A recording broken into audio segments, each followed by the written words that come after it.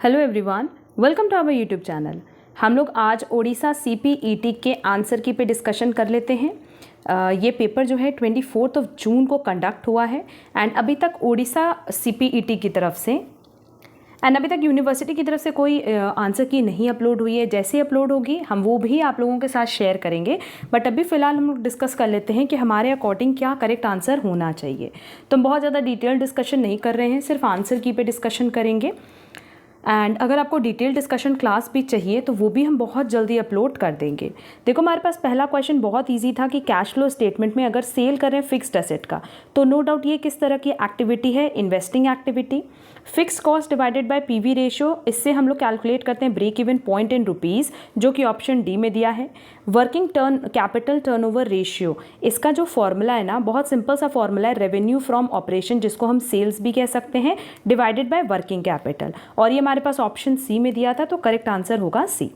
Next is return on investment. Return on investment basically profitability ratio है। In fund flow statement अगर working capital increase हो रहा है तो इसको एप्लीकेशन ऑफ फंड कहते हैं, और अगर डिक्रीज होता तो सोर्सेज ऑफ फंड कहते हैं। द टर्म मैनेजमेंट अकाउंटिंग, ये किसने फाइंड आउट किया था? James H. ब्लिस ने, तो करेक्ट आंसर होगा B. The liability of share holders of a public company is limited to. अब देखो, अगर पब्लिक कंपनी की बात करें तो जितना इन्होंने नॉमिनल वैल्यू उनके शेयर्स की होती है, जैसे अगर मान लो 10 रुपये की है, ठीक है, उसमें से 8 रुपये पेड अप हुआ और 2 अनपेड है, तो यही 2 रुपये और कंपनी एक्स्ट्रा मांग सकती है। तो टोटल कितना मांग सकती है? Nominal value of shares. Security premium को हम कभी भी यूटिलाइज नहीं कर सकते हैं, किस पर्पज़ के लिए? रिडक्शन इन शेयर कैपिटल, बाकी पर्पज़ के लिए ये यूज़ होता है। Section 43 of companies act 2013 provides for kinds of share capital, इसमें सिर्फ शेयर्स लिखा था, करेक्ट आंसर होना चाहिए था shares capital. Next, when did companies act 2013 came into force? यह आया 30 अगस्त 2013 को, और ऑप्शन डी में दिया हुआ है correct answer. An act is said to be ultra vires when it is, देखो अल्ट्रा वायर्स मतलब होता है बियॉन्ड द पावर, और बियॉन्ड द पावर दोनों होता है, चाहे beyond the power of directors हो, चाहे beyond the power of company हो। बेसिकली इसमें ये होता है ना कि जो ऑब्जेक्ट क्लॉज होता है मेमोरेंडम ऑफ एसोसिएशन में, उसके अगेंस्ट आपको नहीं जाना होता है। तो करेक्ट आंसर ऐसे तो बी भी हो सकता है, डी भी हो सकता है, बट ज़्यादा एग्जैक्ट आंसर डी होगा। When the company is bringing issue at price lesser than market price for its existing share holder, तो इस प्रोसेस को हम लोग राइट इशू तो कहते हैं, बट मतलब जो राइट शेयर है, बट किस तरह का राइट शेयर है? ये प्री एग्जेम्प्टिव राइट, तो करेक्ट आंसर होगा सी। अब क्वेश्चन नंबर 13 का करेक्ट आंसर हमें नहीं पता, क्योंकि ये ना बेसिकली सर्विस टैक्स से रिलेटेड क्वेश्चन पूछा, और इनको सर्विस टैक्स से रिलेटेड क्वेश्चन पूछना नहीं चाहिए था, तो इसका आंसर जब भी अपलोड होगा हम मेंशन कर देंगे। क्वेश्चन नंबर 14 का करेक्ट आंसर होगा ए, 28,50,000। जब डिटेल डिस्कशन क्लास डालेंगे ना, तो वहाँ ये मेंशन कर देंगे कि आंसर कैसे आया है, ठीक है। नेक्स्ट, GST कब इम्प्लीमेंट हुआ था? नो डाउट 1 जुलाई 2017 को, एंड किसके अंडर हुआ था? प्राइम मिनिस्टर नरेंद्र मोदी जी के अंडर, तो करेक्ट आंसर होगा B. The primary purpose of the cash budget is, देखो कैश बजट का जो प्राइमरी पर्पस होता है वो ये होता है to allow the firm to anticipate the need for outside funding, that is correct answer होगा डी। क्वेश्चन नंबर 17 का करेक्ट आंसर होगा IGST 3600, और अगेन इस पर भी हम लोग डिटेल डिस्कशन करेंगे, तब इसको हम डिटेल में डिस्कस कर लेंगे। Can a person opted composition scheme collect GST on his outward supplies from recipient? No. अगर आउटवर्ड की बात करें तो करेक्ट आंसर होगा डी। स्टैंडर्ड ऑडिटिंग 200 में ये चीज़ मेंशन की गई है कि जो ओवरऑल ऑब्जेक्टिव है इंडिपेंडेंट ऑडिटर का in conducting an audit of financial statement, जो ओवरऑल ऑब्जेक्टिव होता है वो फाइनेंशियल स्टेटमेंट पे रिपोर्ट करना भी होता है और रीजनेबल एश्योरेंस ऑब्टेन करना भी होता है, तो करेक्ट आंसर होगा C. Question number 20, risk assessment procedure की पूरी डेफिनेशन दी है।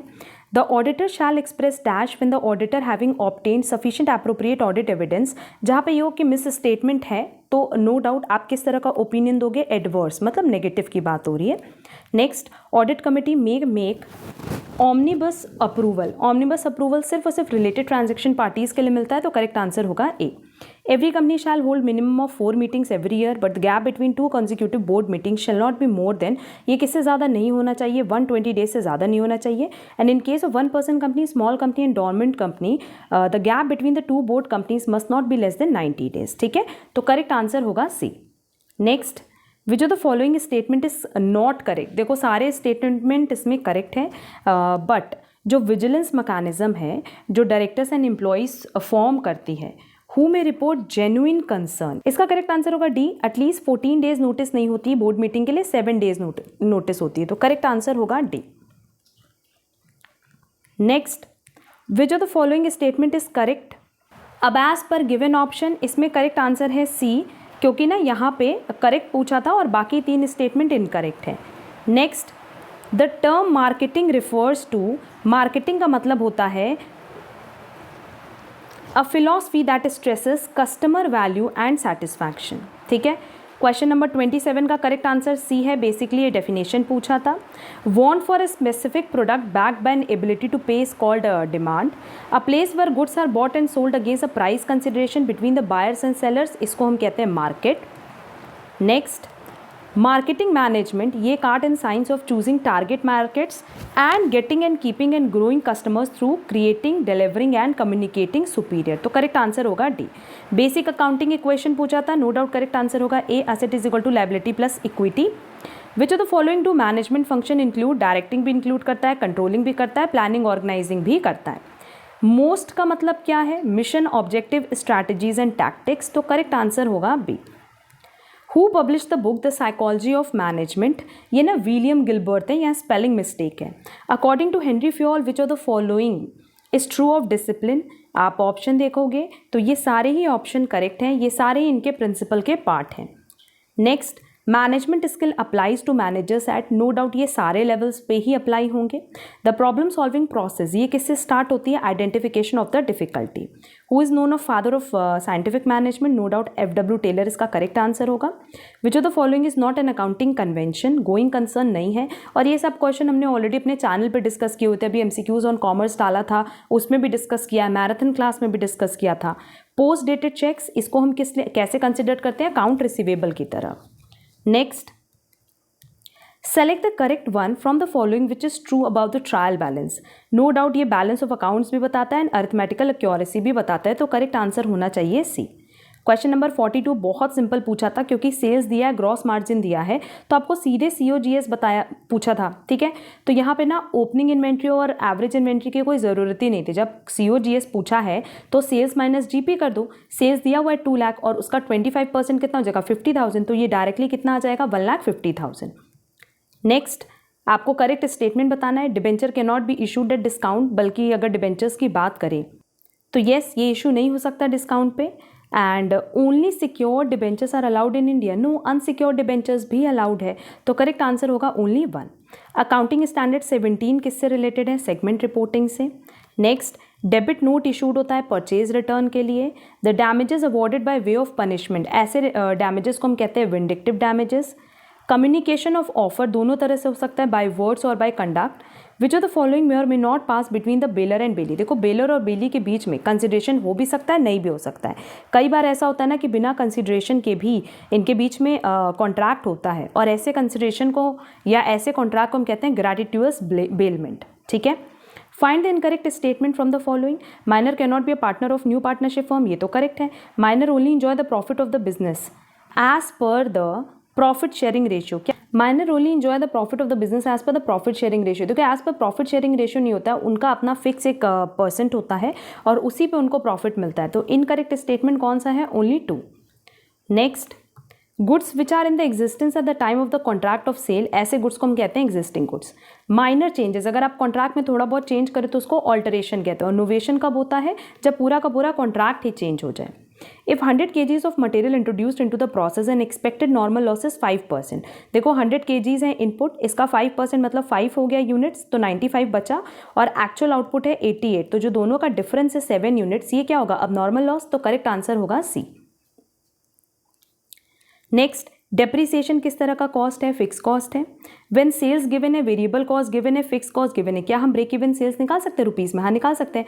फिक्स कॉस्ट मेरे पास दिया है 40,000 डिवाइडेड बाय PV रेशियो होगा, मतलब PV रेशियो मतलब contribution sales minus variable cost, that is contribution divided by sales multiply by 100, तो जब आप इसको कैलकुलेट करोगे ना तो ये आएगा 25%, और फर्दर जब आप इसको पूरा कैलकुलेट करोगे तो करेक्ट आंसर आएगा डी, 1,60,000।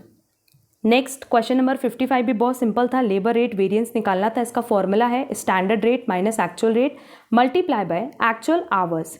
तो क्या हमारे पास स्टैंडर्ड रेट दिया हुआ है, हाँ 2 दिया है, एक्चुअल रेट दिया है 2.25 और एक्चुअल आवर्स दिया हुआ है 380। जब आप इससे कैलकुलेट करोगे तो 95 एडवर्स इसका करेक्ट आंसर आएगा।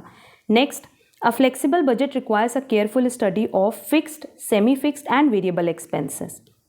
नेक्स्ट आपको ईओक्यू निकालना था, बहुत ही सिंपली आप लोग ईओक्यू निकाल सकते थे। 2 मल्टीप्लाई बाय एनुअल कंजम्पशन नहीं दिया है, मंथली कंजम्पशन दिया है, तो उसको मल्टीप्लाई बाय 12 कर देंगे। मल्टीप्लाई बाय ऑर्डरिंग कॉस्ट दिया हुआ है 2400 डिवाइडेड बाय कैरिंग कॉस्ट कितना दिया हुआ है 20 per unit into 30%, that is 6 rupees. जब आप इसे पूरा कैलकुलेट करोगे ना तो करेक्ट आंसर आएगा 3600 units. Next, which of the following is a net annual value of house for the given detail. तो पहले जीएवी निकाल लेते हैं। जीएवी मतलब municipal value of fair rent whichever is higher, मतलब 4 लाख हो गया।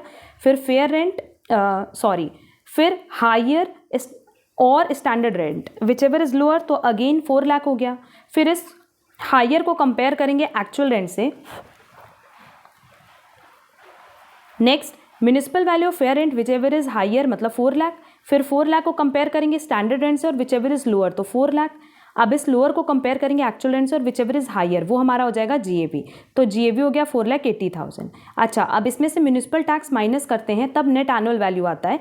बट क्योंकि हमारे पास क्वेश्चन में लिखा हुआ है कि जो म्यूनिसिपल टैक्स है वो ड्यू है but not paid, but rule तो यही है ना कि इसका पेमेंट होना ज़रूरी है करंट फाइनेंशियल ईयर में। तो हमारे पास जो नेट एनुअल वैल्यू आएगा वो भी कितना आएगा, बी 4,80,000। ठीक है। Next, tax audit is compulsory in case of person carrying on profession. जहां बात आएगी प्रोफेशन की तो करेक्ट आंसर होगा D 50 lakh. Mister x a resident individual having agricultural income in Sri Lanka. अब एग्रीकल्चरल इनकम कहाँ है, श्रीलंका में, तो नो डाउट ये पूरा का पूरा क्या होगा, टैक्सेबल होगा। करेक्ट आंसर होगा सी 10 lakh. Unabsorbed depreciation can be carried forward to the subsequent year by the same assessee for a period of 4 assessment year. Next, which section governs the deduction in respect of medical insurance premium, ATD? The standard deduction is allowed from the gross salary to the maximum of 50,000. Which of the following is an absolute measure of dispersion, standard deviation? If the observation of a variable are this, then the value of range will be, अब देखो ये minus में है तो largest value हो जाएगा -4 और smallest value हो जाएगा -44। तो -4 माइनस 44, जब आप इसको सॉल्व करोगे तो वैल्यू आएगी 40। Next, mean deviation computed from a set of data. ये हमेशा ना स्टैंडर्ड डेविएशन से कम होगा और जब हम डिटेल डिस्कशन क्लास डालेंगे तो उस पर एक एग्जाम्पल भी डाल देंगे। इसमें मोड कैलकुलेट करना था, नो डाउट मोड मतलब हाईएस्ट फ्रिक्वेंसी जिसकी हो। नेक्स्ट, अब ये क्वेश्चन भी बहुत सिंपल है, 68 सेम पैटर्न पे हमने अपने सेकंड चैनल पे बहुत सारे क्वेश्चंस डिस्कस किए हुए थे। देखो अरिथमेटिक मीन, इसको भी हम कैलकुलेट करके बताएंगे अपने डिटेल डिस्कशन क्लास में, बट यहाँ बता दें कि आंसर आएगा 43.6। Next, the branch of economics that deals with the allocation of resources, इसको हम कहते हैं micro economics. Which of the following is a sign of free economy? The prices are determined with the help of forces and demand and supply, तो correct answer होगा C. Next, Fisher's method of calculating the index number is based on, geometric mean पे है, Laspeyres Paasche's, तो correct answer होगा A. The weights used in quantity index, quantity index में हम price को use करते हैं। Next, if RBI reduces the CRR what will happen to the credit creation? अगर आरबीआई सीआरआर कम करेगा तो नो डाउट क्रेडिट क्रिएशन बढ़ जाएगा। Which of the following methods are use for the valuation of goodwill? Super profit method भी use करते हैं, weighted profit method भी, एवरेज प्रॉफिट मेथड भी, तो करेक्ट आंसर होगा D. The value of a partly paid equity share, ये किसके बराबर होता है? The value of a fully paid share minus the calls unpaid per share, that is correct answer होगा A. Who should be involve in preparing the firm's business plan? Correct answer होगा entrepreneur. The process of designing something new is called innovation. Entrepreneurship development program ये हमेशा future generation के लिए helpful होता है। Which decisions are concern with policy matters and may influence the goals and objectives of a business? Routine decision. और हमारा आज का लास्ट क्वेश्चन है क्वेश्चन नंबर 80। ये भी जब हम डिटेल डिस्कशन क्लास डालेंगे ना तो वहाँ पे मेंशन कर देंगे कि कैसे आंसर आया है, बट करेक्ट आंसर होगा डी 486। अब देखो ये ओवरऑल आंसर की थी हमारी तरफ से, जैसे यूनिवर्सिटी के आंसर की आएगी हम ज़रूर अपडेट कर देंगे उसके बारे में भी। एंड अगर किसी भी क्वेश्चन में कोई डाउट होगा तो एक बार कॉमेंट बॉक्स में कॉमेंट करना, हम उसको कंसिडर कर लेंगे। बस एक क्वेश्चन का आंसर जिसमें हमें डाउट था वो हमने नहीं बताया है। नो डाउट करेंट ईयर का पेपर बहुत टफ था, तो जो कट ऑफ लिस्ट भी जाएगी वो पहले की तरह नहीं जाने वाली है, ठीक है, क्योंकि इस बार का जो पेपर था ना टफ ही बोलेंगे, एवरेज भी नहीं है, बिलो एवरेज भी नहीं है। एंड जो क्वेश्चन है देख लो, माइक्रो इकोनॉमिक्स से कुछ भी क्वेश्चंस नहीं आए, फाइनेंशियल मैनेजमेंट से क्वेश्चंस नहीं आए हैं, कॉस्टिंग से बहुत ज़्यादा क्वेश्चंस नहीं आए हैं। तो हर बार का ना पैटर्न चेंज होता है। 3 साल तो इन्होंने पैटर्न सेम रखा, बट करंट ईयर में इन्होंने कंप्लीटली पैटर्न चेंज किया है। तो आप लोग प्लीज़ कॉमेंट बॉक्स में कॉमेंट करके बताना कि किसका कितना मार्क्स आ रहा है आफ्टर आंसर की, सो दैट ना हम एक cut off list, expected cut off list पे भी क्लास अपलोड कर पाए। अब हम लोग मिलेंगे हमारी नेक्स्ट क्लास में, जहाँ हम इसका डिटेल डिस्कशन सेशन डालेंगे। आज के लिए बस इतना। Thank you so much.